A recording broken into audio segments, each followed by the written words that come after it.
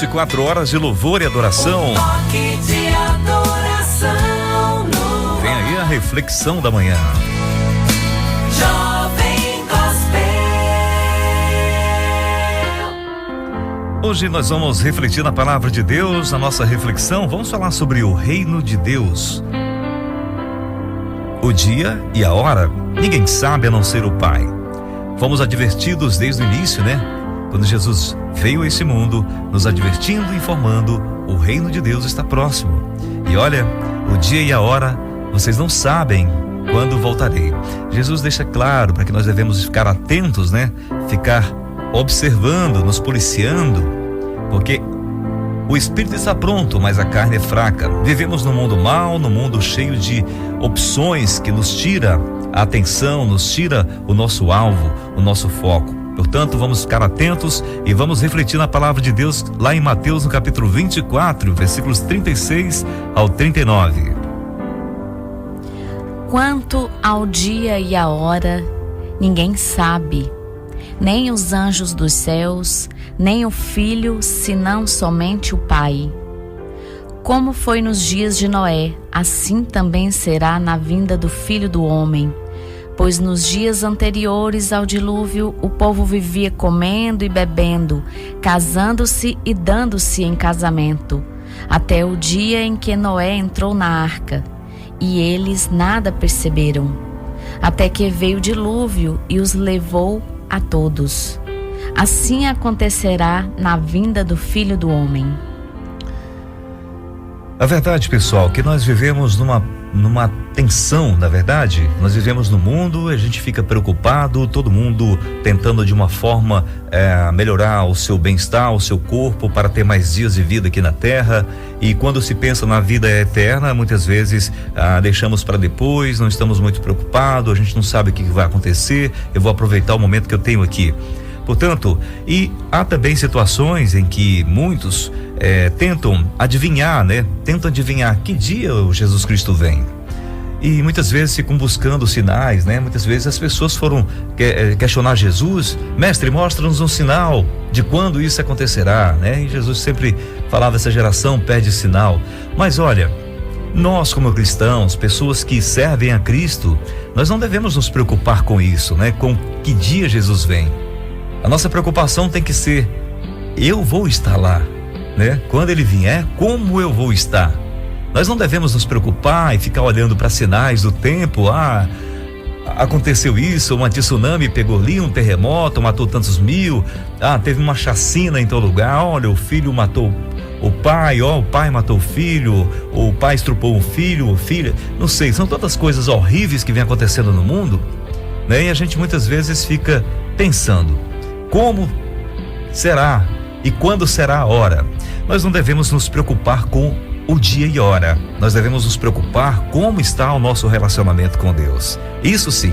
O apóstolo Paulo fala lá sobre os últimos dias em 2 Timóteo, capítulo 3, versículos 1, 2, 3, 4 e 5, que ele diz: saibam disto, nos últimos dias sobrevirão tempos terríveis. Os homens serão egoístas, avarentos, presunçosos, arrogantes, blasfemos, desobedientes aos pais, ingratos, ímpios, sem amor pela família, irreconciliáveis, caluniadores, sem domínio próprio, cruéis, inimigos do bem, traidores e precipitados, soberbos, mais amantes dos prazeres do que amigos de Deus, tendo aparência de piedade, mas negando o seu poder.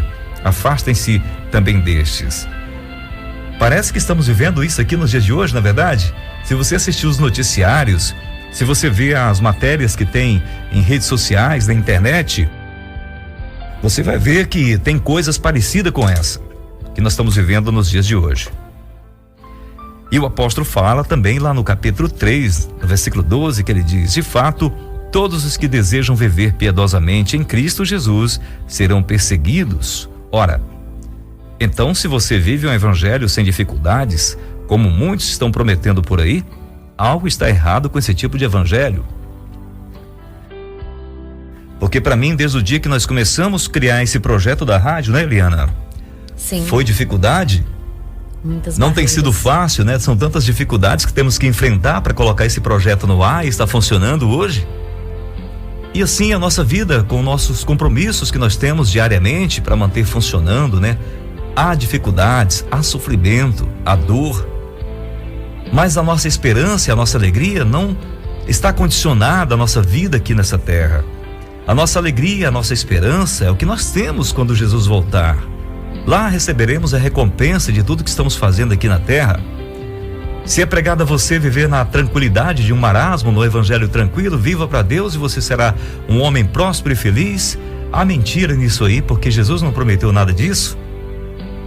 Então, o dia e a hora ninguém sabe. O reino de Deus é diferente do mundo que estamos vivendo aqui. Quanto ao dia e a hora ninguém sabe, nem os anjos do céu, nem o Filho, senão somente o Pai. Mateus 24, capítulo 36, capítulo 24, né? Versículo 36. E o versículo 15 do capítulo 1 diz: de Marcos, o tempo é chegado, dizia ele. O reino de Deus está próximo. Arrependam-se e creiam nas boas novas. E aquele mesmo texto de Mateus fala sobre os dias de Noé. Você conhece um pouco da história da vida de Noé? Vamos lembrar um pouquinho lá em Gênesis capítulo 6, versículo 5, que diz: o Senhor viu que a perversidade do homem tinha aumentado na terra e que toda a inclinação dos pensamentos do seu coração eram sempre e somente para o mal. Parece que estamos vivendo os dias de hoje, não é verdade? São sinais da volta de Cristo. O homem está pendendo para sempre fazer o que é mal. No versículo 6 diz: então o Senhor arrependeu-se de ter feito o homem sobre a terra, e isso cortou-lhe o coração. Disse o Senhor: farei desaparecer da face da terra o homem que criei, os homens e também os animais grandes e os animais pequenos e as aves do céu. Arrependo-me de havê-los feito. A Noé, porém, o Senhor mostrou benevolência. Em Gênesis 6, capítulo 11 diz: ora, a terra estava corrompida aos olhos de Deus e cheia de violência.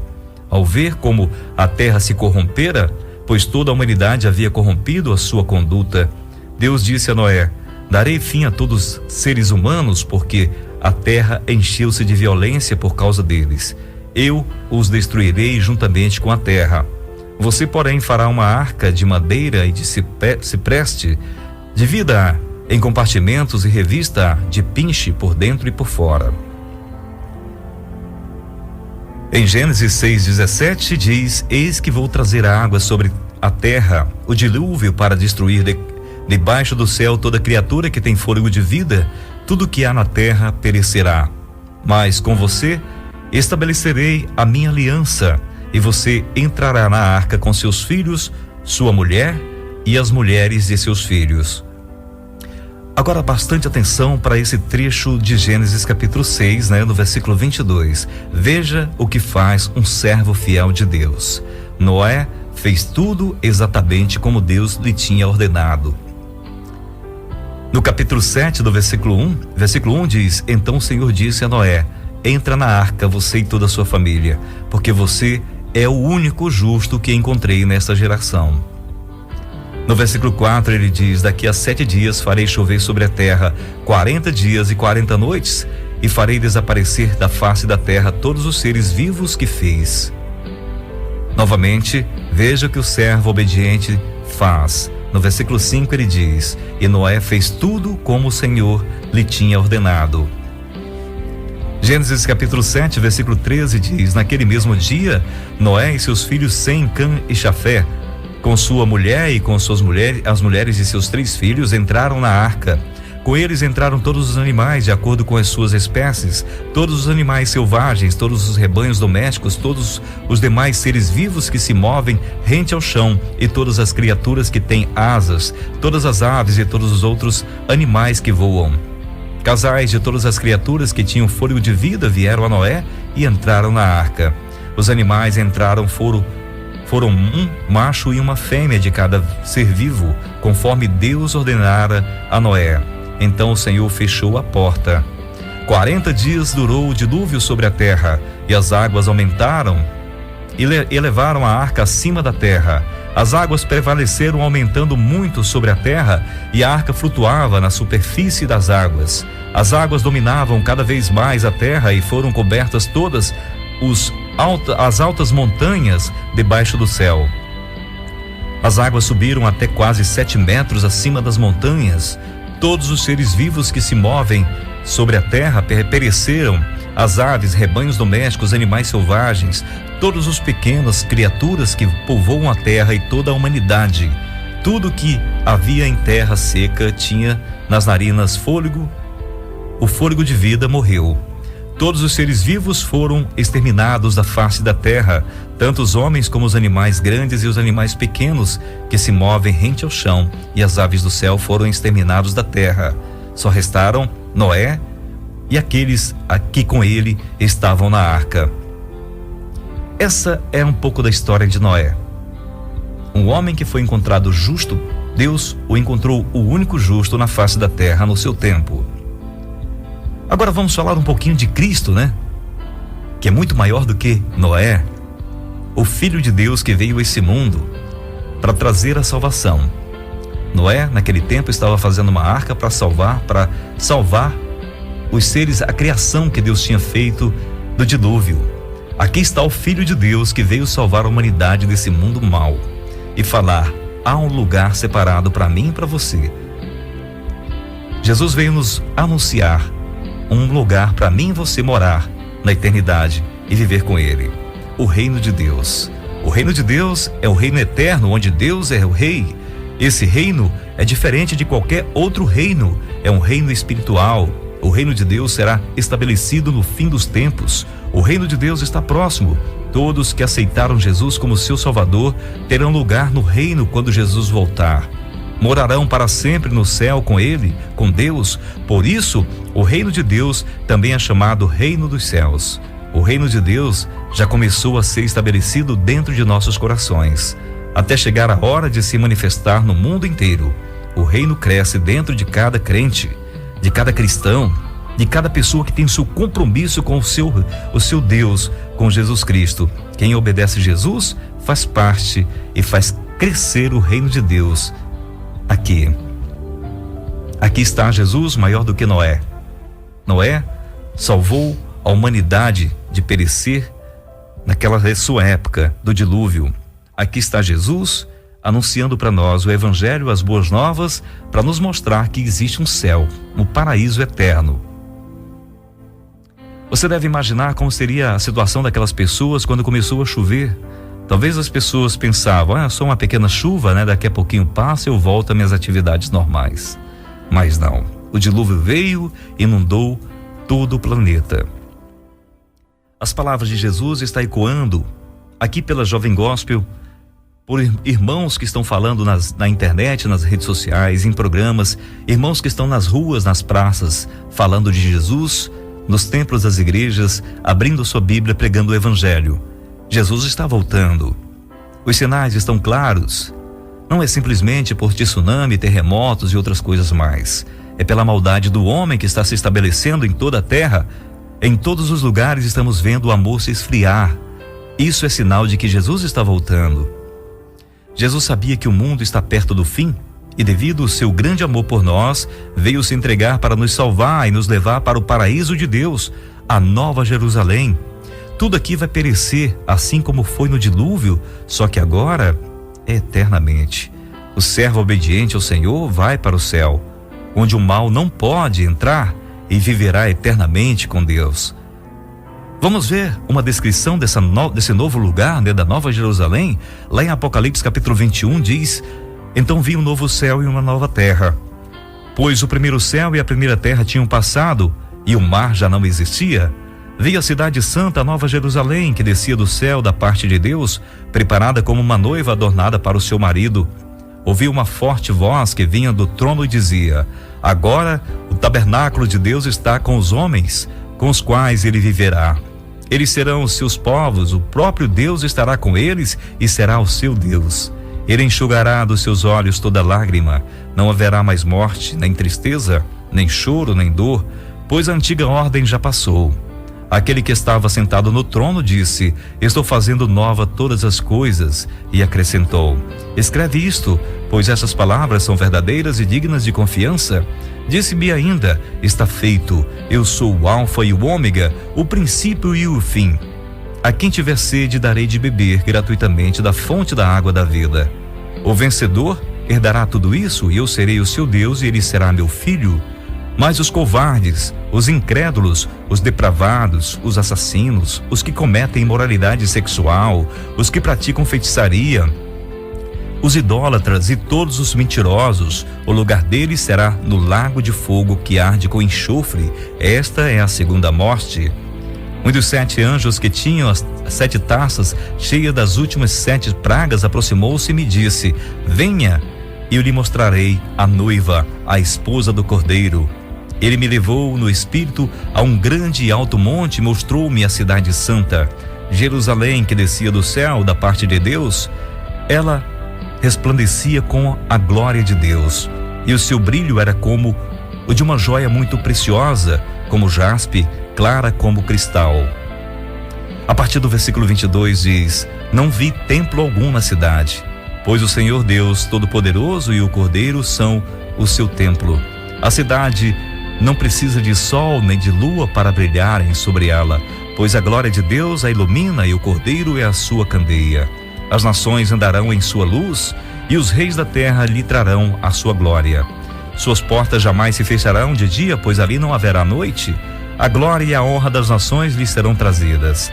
Nela jamais entrará algo impuro, nem ninguém que pratique o que é vergonhoso ou enganoso, mas unicamente aqueles cujos nomes estão escritos no livro da vida do Cordeiro. Que tal assumirmos um compromisso com o Senhor e começar a divulgar o seu reino? São tantas pessoas precisando ouvir de Cristo, nosso Salvador.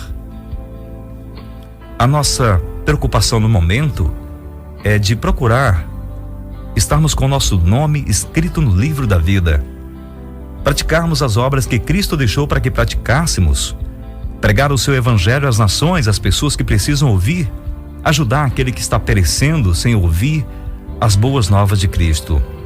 Porque em João capítulo 3, versículo 16 diz: porque Deus tanto amou o mundo que deu o seu Filho unigênito para que todo aquele que nele crê não pereça, mas tenha a vida eterna.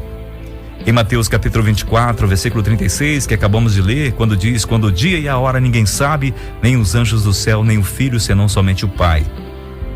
Como foi nos dias de Noé, assim também será a vinda do Filho do Homem. A gente não sabe. Noé preparou a arca para salvar a humanidade e os animais, mas ele não sabia o dia e a hora que a chuva iria cair. Ele estava com sua arca preparada porque ele obedeceu a Deus. Jesus está nos dizendo: invista no reino dos céus, porque eu voltarei para buscar vocês. Invista lá, parem de investir nesse mundo, porque ele está contaminado e ele vai ser destruído. Será que estamos vivendo nos dias de Noé agora? Jesus já está falando para nós: invista no reino dos céus, confie em mim. Eu vou preparar lugar para você. Quando tiver com tudo pronto, voltarei para buscar. Você tem essa confiança no Senhor? Aceite Jesus como Senhor e Salvador da sua vida hoje, enquanto há tempo, para que seu nome esteja escrito no livro da vida, quando esse livro for aberto e for lido. Assim como aquele ladrão que nos seus últimos minutos de vida reconheceu a autoridade de Cristo sobre a morte e se entregou a ele, sendo salvo, indo morar com ele no paraíso. Lá em Lucas 23, a partir do versículo 39, fala sobre isso, né? Um dos criminosos que ali estavam dependurados lançava-lhe insultos: você não é o Cristo? Salve a si mesmo e a nós. Mas o outro criminoso o repreendeu, dizendo: você não teme a Deus, nem estando sob a mesma sentença? Nós estamos sendo punidos com justiça, porque estamos recebendo o que aos nossos atos merecem. Mas este homem nada cometeu, não cometeu mal nenhum. Então ele disse: Jesus, lembra-te de mim quando entrares no teu reino. Jesus lhe respondeu: eu lhe garanto, hoje você estará comigo no paraíso. Veja bem, muitos de nós que paramos em algum lugar para falar de Jesus somos desprezados, né? E somos muitas vezes insultados. Muitas vezes não temos crédito nenhum diante das pessoas. Alguns até zombam se você abrir sua Bíblia para falar de Jesus. Para você falar alguma coisa referente ao reino de Deus, muitas vezes é ridicularizado na era que estamos vivendo. Acredito que também Noé sofreu isso quando estava construindo uma arca no meio do nada. Que louco, fazer uma arca no meio do nada. Mas quando veio o dilúvio, as pessoas perceberam. Mas já era tarde demais. E para nós, nos dias de hoje, Jesus está falando para investirmos no reino de Deus, porque Ele virá. Nós não sabemos nem dia e nem a hora. Ele virá. Veja o que o apóstolo Paulo fala sobre os últimos dias em 2 Timóteo, capítulo 3, a partir do versículo 1. Saibam disto, nos últimos dias sobrevirão tempos terríveis. Os homens serão egoístas, avarentos, presunçosos, arrogantes, blasfemos, desobedientes aos pais, ingratos, ímpios, sem amor pela família, irreconciliáveis, traidores, caluniadores, sem domínio próprio, cruéis, inimigos do bem, precipitados, soberbos, mais amantes dos prazeres do que amigos de Deus, tendo aparência de piedade, mas negando o seu poder, afastem-se destes também. E no mesmo capítulo 3, versículo 12 diz: de fato, todos os que desejam viver piedosamente em Cristo Jesus serão perseguidos. Agora, esse evangelho que estamos vivendo, estamos sentindo esse peso de sermos perseguidos e passar dificuldades? Em Apocalipse capítulo 20, versículo 12 diz: vi também os mortos, grandes e pequenos, de pé diante do trono, e livros foram abertos. Outro livro foi aberto, o livro da vida. Os mortos foram julgados de acordo com o que tinham feito, segundo o que estava registrado nos livros. No versículo 15 diz: se o nome de alguém não foi encontrado no livro da vida, este foi lançado no lago de fogo. Agora, amigos, a nossa mensagem hoje só faz sentido se nós falarmos para você: arrependa-se do pecado que você está cometendo. Se tem algo na sua vida que está atrapalhando o teu relacionamento com teu Deus, afasta-se disso. Procura a santidade, procura viver para o Senhor, porque a gente não sabe se o nosso coração pode parar de bater de hoje para amanhã, se algo pode acontecer na nossa vida a qualquer momento e nos tirar a nossa vida aqui da terra. Como está o nosso relacionamento com Deus, nós não sabemos nem dia e nem hora. Mas uma coisa é certa: todos estarão diante do trono de Deus um dia para prestar conta das nossas ações. Fuja da ira de Deus, venha ser um morador do reino de Deus e se refugie em Jesus Cristo, porque Ele é o nosso advogado. Ele que vai dizer: venha benditos de meu Pai, tome posse daquilo que está preparado para vocês desde a fundação do mundo. Que bom saber que temos uma promessa de vida eterna em Cristo Jesus. Se dependêssemos da nossa alegria simplesmente do mundo que vivemos aqui, seríamos os mais desgraçados dos homens, porque não há esperança no que está perdido. Não há esperança em algo que está condenado ao fim. A vida eterna está aí na sua frente. Jesus morreu e subiu naquela cruz para abrir o céu para você morar. Não desperdice isso aí por simples prazeres que o mundo te oferece e logo logo é tirado de você. Abra o seu coração e aceite Jesus. Viva uma vida que agrada a Ele e receba a eternidade. Que Deus abençoe você nesse dia. Seja feliz.